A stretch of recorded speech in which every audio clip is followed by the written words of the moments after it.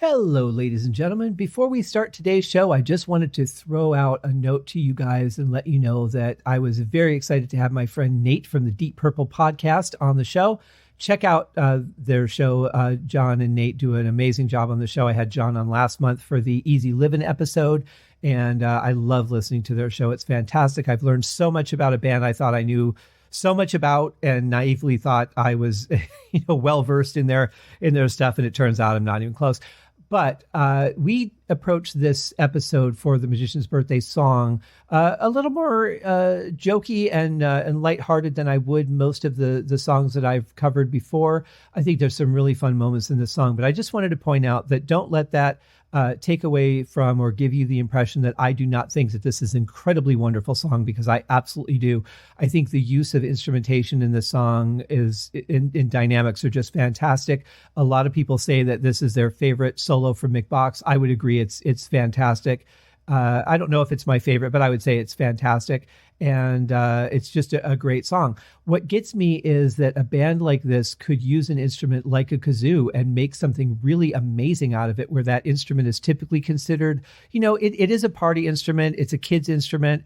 But to utilize it on a serious song, on a huge album, coming off of an album like Demons and Wizards, and really gaining some serious momentum in the music world, it's really amazing to think that they would take a chance on doing something that a lot of people might think was corny or childish, but it works so well. And, we joke around about it, but the fact of the matter is, it's a pretty bold move. And I like the fact that this band just did what they thought was the right thing to do. They said, this is how we think the song would sound best, and they presented it that way. And I have a lot of respect for that. So while we joke around and we have a lot of fun with the song, like I said, don't let that take away from the fact that I think that this is just an amazing piece of art, because it absolutely is. It goes in some crazy directions, really unexpected stuff. Even for Heep, I think this was pretty experimental. And, to do a song this long and be able to keep it as interesting as they do is a pretty big feat, to be quite honest. I think that, songs this long tend to get repetitive and boring, but every moment of this is just, it's just nectar, and for your ears, of course. And I really enjoyed it. So anyway, on with the show.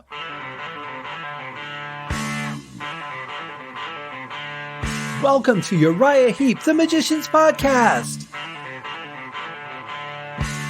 I'll be covering every studio song the band has recorded and every bonus track that I can find.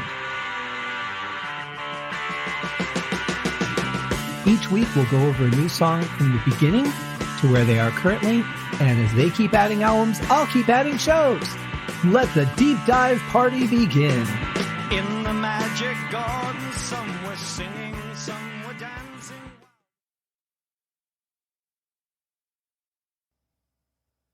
Hello, ladies and gentlemen, and welcome to another episode of Uriah Heep, the Magician's Podcast. I am your host, Scott Haskin, and I have a fantastic co-host with me today. For some reason, it snowed here in Vegas today, which is fairly rare. It's very cold and strange out, so I feel like, I kind of had some memories of living in Colorado. I was thinking about South Park, so let's give him a South Park television show welcome. Let's welcome Nathan Beaudry. Nathan, how are you? Hey.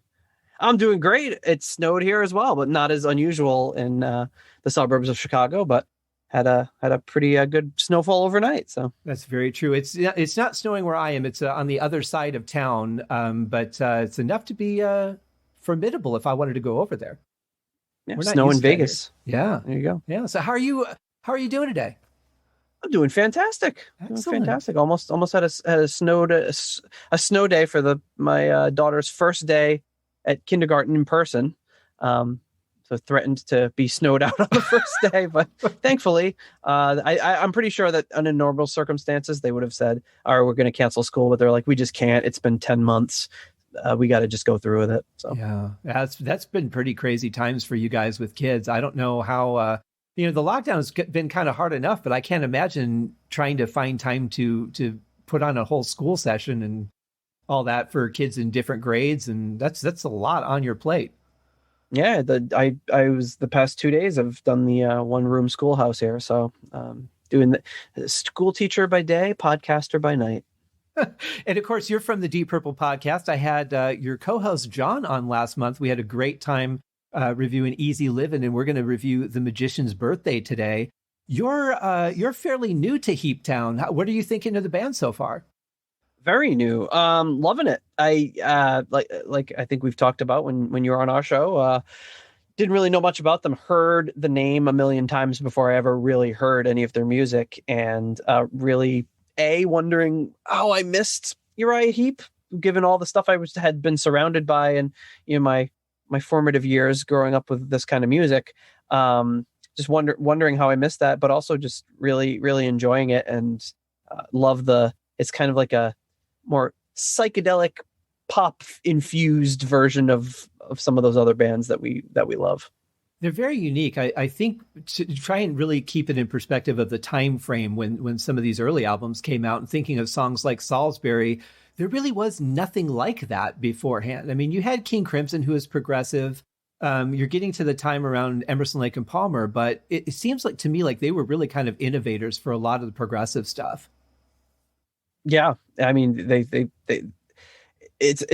very non-traditional, and they use very it's the song we're going to talk about today, a very non-standard arrangements, and I always really gravitate towards that sort of stuff. I love it. I like a good pop song just as much as anybody. I'm a huge Beatles fan. But hearing bands that kind of strike out and just try something completely completely different, it just really, that always resonates with me and makes me feel like that this is something I'm interested in, something that you're not going to hear on top 40 radio necessarily. I kind of wish I was there, though, during some of those sessions when some of those ideas were presented to the band. And I could just imagine everybody looking at that, whoever was presenting, and going, okay, you want to do what now? That's not how music works. But they all jived with it, and they created some amazing stuff. But just like the first time you hear music that's never been heard before or presented in such a different way, I really would have been curious to see some of those reactions from the rest of the band. Yeah, I mean, it really, it makes you wonder. I mean, you can understand with like a band like Deep Purple how they would get together and jam and turn those jams into songs. How they come up with some of these arrangements in Uriah Heep, I will never know. Who came up with the idea to just, and then we're going to stop and we're going to go to this other thing, and then we're going to have just these two instruments, and then we're going to go back to the other. There's not a lot of symmetry to their arrangements, which again I think is great, but I can also see why maybe they didn't catch on the same way maybe a Zeppelin would, because they didn't have maybe that same hook potential. But I think they're just really cool and inventive, great musicians, really interesting songs. And I'm excited to be taking this journey with you 4 times a week. Sweet. And it's great to miss your podcast for a few days and then look at my podcatcher and see 4 of them waiting for me. Yeah, it sucks waiting a week for yours, I have to say. As soon as your episode is over, I'm like, 7 more days. Well, time-wise, it's probably about the same, right? It's probably about the same amount of material, but we just kind of spread it. We condense it all into one episode, whereas your episodes are a little more bite-sized, which is nice. Yeah, it's good for the commute. A lot of people tell me that, when they go out for their morning jog or, on their way to or from work, it's kind of like the perfect length. It really just depends on how long the song is. But that's why if it's a long song, I'll break it down into multiple episodes. Like I might end up doing that today because we're talking about a 10-minute song, and it's got 2 versions that we're going to talk about. So a little bit longer than normal. So I'll probably break this one up. But the really cool thing that you brought up is that they may have been in a position which was not catching the right audience for what they do, because they were not a, intro, verse, chorus, solo type band. Much like Emerson, Lake and Palmer. I think Emerson, Lake and Palmer had a good following, but I think that their music was lost on a lot of people because they just didn't understand it. And then they weren't opened up to hearing something that progressive. I think that might have been something for this band too. Yeah, I agree. And I'm not super familiar with Emerson, Lake and Palmer either.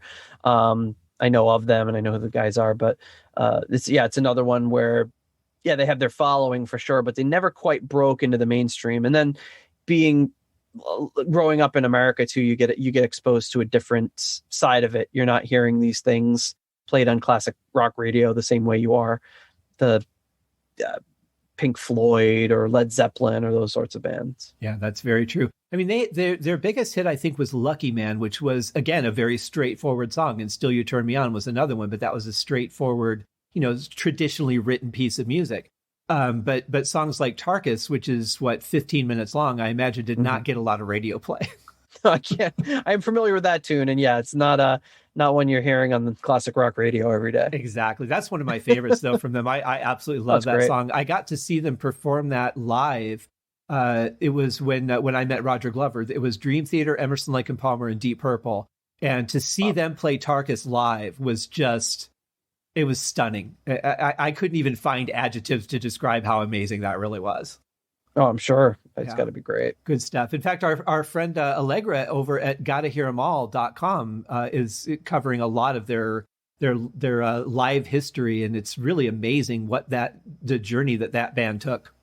Yeah, she does a phenomenal job cataloging all that stuff, and it's always really interesting reading her stuff. In fact, before we get into the song, I'll say if you guys get a chance to go see the Emerson, Lake and Palmer Legacy Band, which is Carl Palmer, a guitarist and a bass player, doing the songs of Emerson, Lake and Palmer, you would think that would probably just not sound good. But let me tell you, the way that they perform it's absolutely stunning. The bass player does a solo where he plays all of Rosanna by Toto by himself on a 5-string bass or a 6-string bass.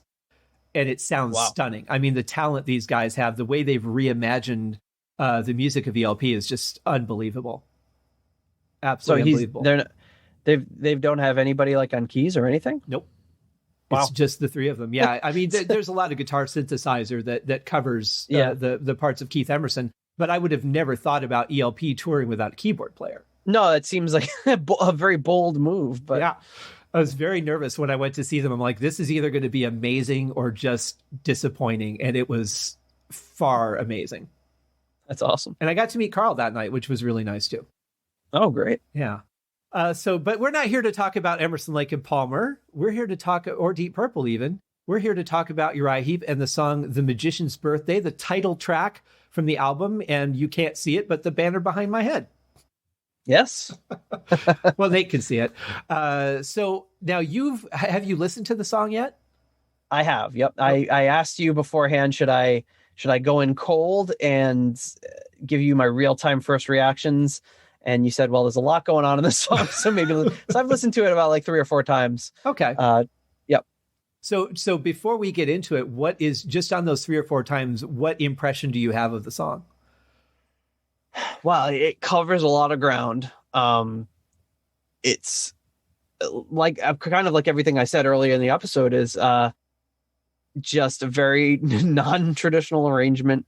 There's bits of the it's interesting because you've got like kind of hard rocking parts of the song, jammy parts of the song, weird proggy parts of the song, a nice little really poppy part in the middle, which could be like its own little Beatles-esque song. So it's got a lot going on. It's great. It's really interesting. It could be, if this was a Captain Beyond song, it'd probably be sliced into 5 pieces and called 5 different songs. I think it's awesome. Excellent. Well, we're going to get into it. And I just have to say that the first time I heard this song, I remember very specifically, I just thought, how much more could they have possibly put in this? I mean, it is jam-packed with like an album's worth of ideas into this one song. And it's an adventure. It's an emotional ride. It's got everything in it. And it just blew my mind the first time I heard it. And I think most times that I've heard it since, I still go back to that. What more could they have done? It's all here. Well, that's a great point. They could have chopped up all these little bits and had their own album with all these parts if they'd explored each one a little bit more deeply. But I always love songs like that. Not to go back to the Beatles like I always do, but like songs, any song where they stick together, here's something Paul McCartney had sitting around that was unfinished, and here's something John Lennon sat around unfinished, and they jam them together. And those are the songs that I've always loved the most, like Day in the Life or Getting Better, and the whole side 2 of Abbey Road, just all that all that stuff to me, I always love that. I love songs fading in and out of each other, and giving you this little taste of a song and then moving on to something else. So you're always left wanting more. That's always a good feeling to have, even though you want more.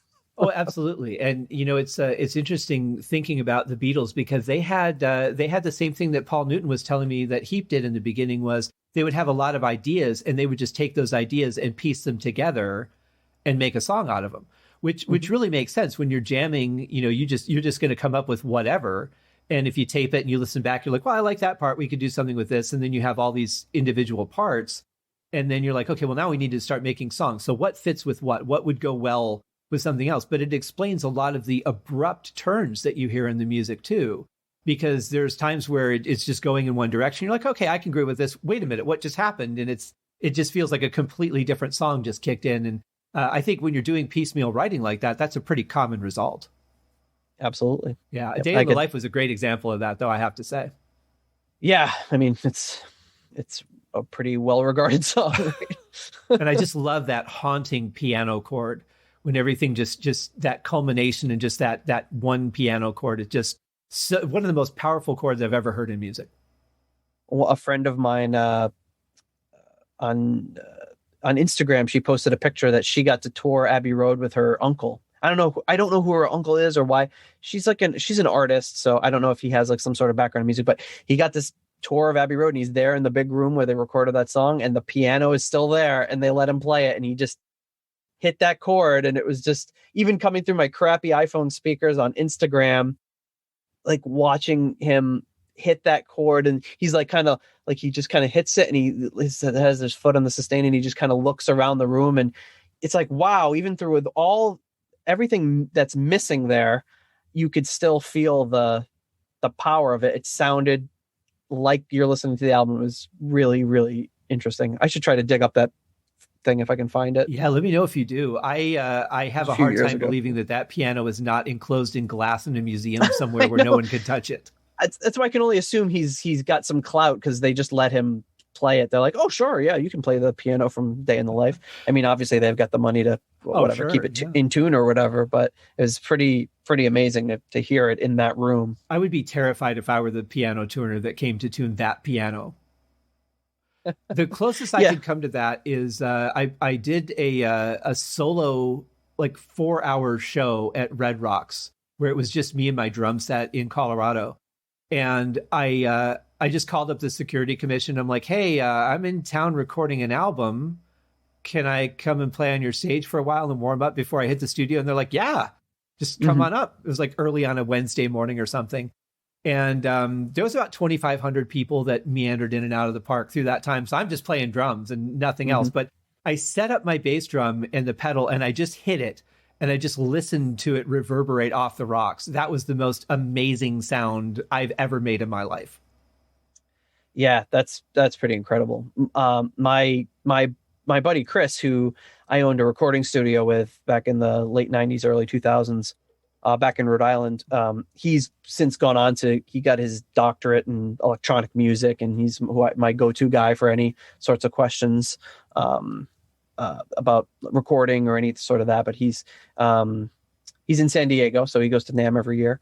But he designed this piece of software that, where he can go around and sample and I'm going to get all the terminology wrong, but he can basically go to Carlsbad Caverns, set up some microphones, and gets basically the impulse response of what the reverb sounds like. And then you can now take that and put it on your music, and now it sounds like your music is in Carlsbad Caverns, because it's getting that same reverb dynamic, or whatever the heck you would call it. Right. He could explain it well, actually, he'd probably explain it worse than me, because you wouldn't understand what he was saying. Well, it's like mic modeling, but for a room. Exactly. Yeah. So it's called Echo Thief. I think it's free. I think you can download it. But it's really interesting to just kind of play around with that. And they've actually licensed it. The most recent Wolfenstein game that came out used his thing to his modeling to do the reverb and everything for the game. So it's pretty interesting. Wow, that's really cool. And impulse responses are becoming a big thing in writing and production now. So that's really cool. I wouldn't mind having my music sound to see how it sounds in a big cave. I think that could be really cool. Yeah. Was that the friend I tried to meet at NAMM when I went last year? Oh yeah, I think he had a booth set up there. Yeah. I never did catch him when he was there, but if we ever get back to it, I'll have to make a point of doing NAMM that. 2020. Yeah. 2022. 2022. Yeah. Well, they're talking about 2020. Yeah, 2022 would be the next one. They're talking about actually making the summer NAMM available, but I think it's probably going to end up being online because I think we're really looking at fall or maybe late summer, early fall before things start to get back to normal. So we'll see. But I definitely missed it this year. Yep. Well, let's get into the song. Here is The Magician's Birthday.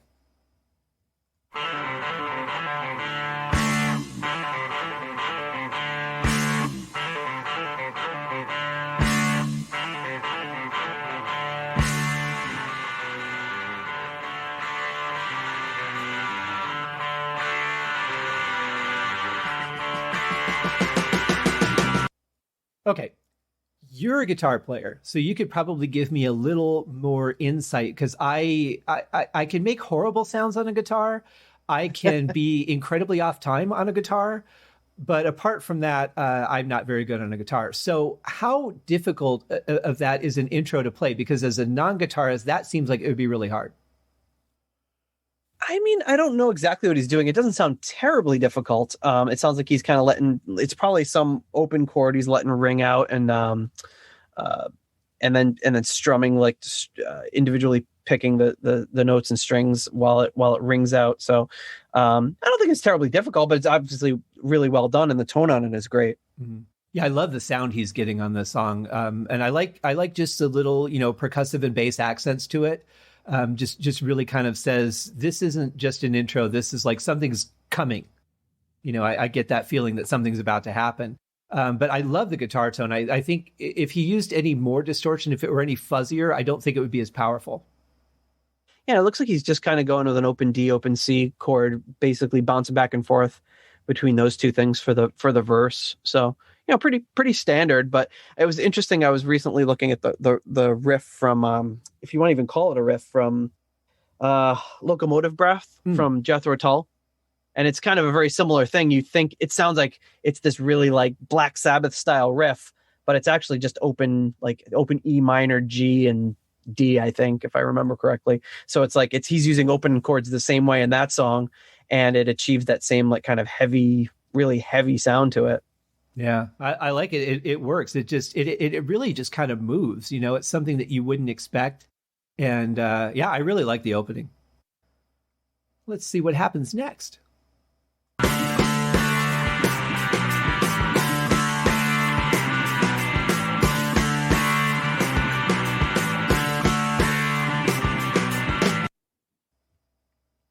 So here you have some classic Lee Kerslake, hitting the cymbals on the snares, which is really something that's in his style.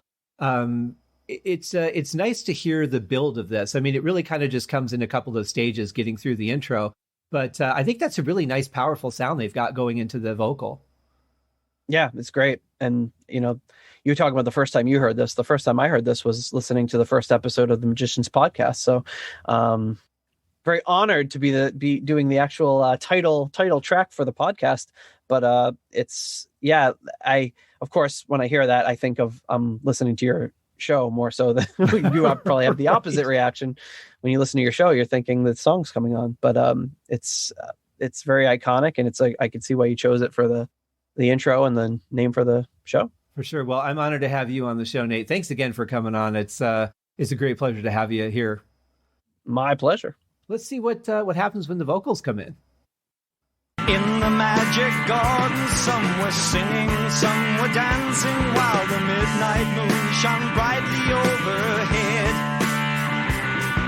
Stars so gaily glistened, and the sphinx in silence listened to the magician tell of lives that he had led.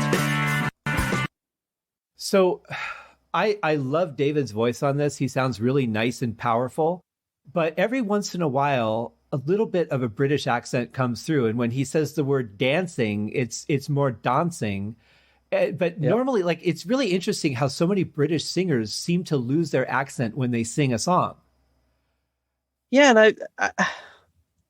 I've often wondered about that. I remember having a lot of long talks with my friend Chris that I mentioned earlier, and I think it just comes from them growing up and modeling themselves after American rock and roll singers, and kind of using a lot of their enunciation, and maybe taking that on, and that's why they don't necessarily, it doesn't come across as much. And to me, you do have those British pop bands of the early 60s who didn't do that and have a very strong accent, and like Syd Barrett and some of the early Pink Floyd stuff, you can hear a very heavy accent. But for the most part, yeah, it's kind of, growing up in the 80s, there was a lot of stand-up comics making jokes about how come when they sing, they're not British anymore. Funnier than that. And it does make sense if you've, just like if you're a guitar player or a drummer and you've, really spent a lot of time listening to people play a certain way, you're going to have some inflections of their sound or their style in your own writing. But it just always has amazed me that it's so consistent. There's some bands that you can hear their accent and it's very, very prominent. But it's just amazing how so many of them, it just seems to just drop. But that's a reasonable explanation to me. I could get into that. Let's hear what goes on now. Let the bells of freedom ring, songs of love to Friday's king. Let's all go to the magician's birthday. It's in the forest, but not so far away. Much to do and so much to say, while we listen to the orchid orchestra play. So there's a lot that just happened. Yeah, I know, right? Tubular bells came in all of a sudden, which was great. You got a lot of the typical kind of bass that you would expect from Gary Thain at this point. He's really all over the fretboard. Another just straight powerful vocal. It just makes me want more. And I'm only a minute and a half into the song. Well, they just took you on a real wild ride. You just got the, it goes from a pre-chorus. It goes from the verse to the pre-chorus to a chorus rather quickly. And yeah, it just makes you wonder like where the heck's it going to go. And knowing the length of the song and knowing who the band is, it's not going to just be going right back to the verse like nothing happened. Well, and I try and think about, because I think I heard this originally on a cassette, but think about, people get home, they've got the album, they peel off the plastic, they put the album on, and then they flip it over, they get to the Magician's Birthday, and they look at how long of a groove it is on the LP, and you're like, wow, that's an investment right there. You hope that it's going to be something like this, that it's going to be something that has a lot of interesting bits, and because that's a lot of time to ask for a listener. Maybe not as much back then, but now it would be. Yeah, I mean, I'm a huge a Pink Floyd fan, and I don't know, most people are either kind of lukewarm or hate them or love them. You can go either way, but like my favorite album by them is Animals, and there's 5 songs. 2 of them are incredibly short, like minute and a half, 2-minute long acoustic things, and then the other 3 songs are just mammoth songs, like a 17-minute song, maybe a 13-minute, a 15-minute song, and they're kind of similar, not stylistically similar to this, but similar in the way that they have a lot going on, a lot of different parts, but tied together very beautifully. So yeah, and a lot of the songs on this album are fairly short, and it's kind of interesting to see a band write songs that are like, okay, we're just going to do a quick in and out song, and we're just going to kind of store it up for this one marathon and then release the album. It's really a nice contrast time-wise, too, because you've got your songs that could easily be played on the radio. Just like, I just want to hear a song. I need something to get me started on my day. And you put on one that's a couple minutes long. Or you're like, I just need to get something in my system. And you're like, okay, well, I can listen to The Magician's Birthday because that's going to take me everywhere I want to go. Right. Yeah. Cool. Orchid orchestra play.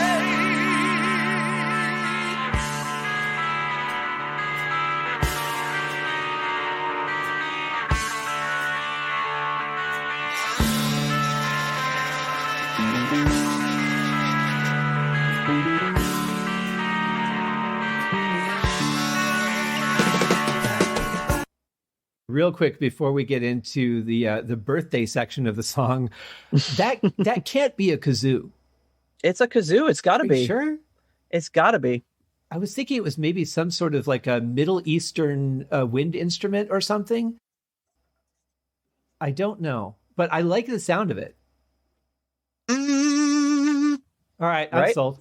It's got to be. Put a little reverb on that, yeah. Yeah, exactly. And that, to me, the first time I heard that, I was like, "Whoa!" They just went there. Like that takes some real cojones to just say we're gonna the way that, like, if they had a saxophone play that note or the guitar like bend into that note, you'd be like, "Oh, they're getting ready for this next part," and that's like a really soulful thing. But they're just like, "No, we're gonna do it on the kazoo." Like that is really. That's ballsy. And they and then they'll come in with it sounds like a kazoo choir.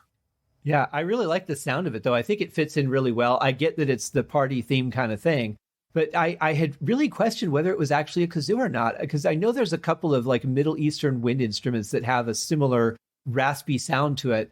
But no, you're right. From what you just played, that's absolutely it. And I'm impressed that you have a kazoo in your house. I have several. I just was like, you know what? I think I might have one in my percussion box over there. Let me grab it. Oh, perfect. Well, it's time to wish the magician a happy birthday. Of course, you have to. It's his birthday. That's right.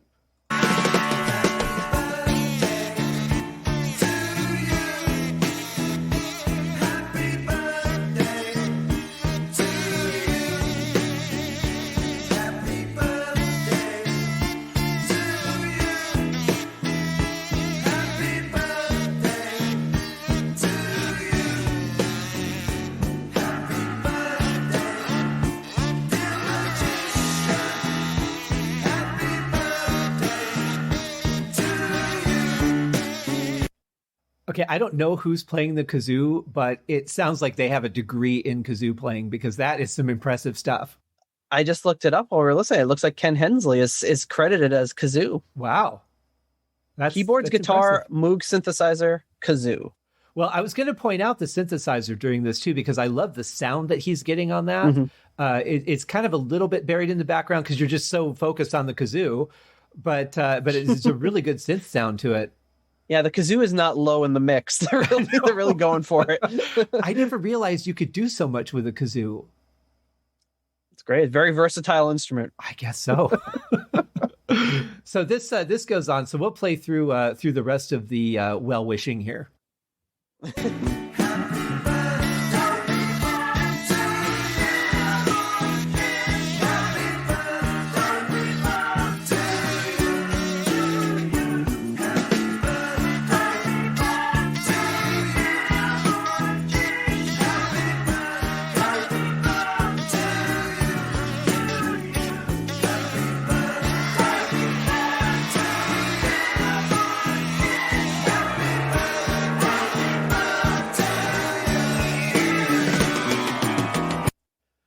I don't know what effect it is that they're using on those background vocals, but I love the sound of that. I want to say, I'd have to llisten to it again, but it sounds almost like the same thing they're going for in like Octopus's Garden with the background vocals. And it sounds like, almost like a Leslie effect on it. It's some sort of, it sounds like some sort of rotating speaker effect. That could be. And they would have had Leslie's in the studio because they've got the B3. And maybe they just mic'd that. Maybe they put their microphones through it and then mic'd up the Leslie to get that effect. But it sounds like, and I think it's Octopus's Garden where they did a similar thing, and it kind of just makes you feel like they're singing underwater. Yeah, I think it was. That's such a good song. But the effect, the choice of making a change and putting an effect on that section is really interesting, because it kind of feels a little bit not ethereal, but that you're in a different world where people speak a little bit differently. And I like that because this really is kind of a fantasy world type song. Yep, it works really well.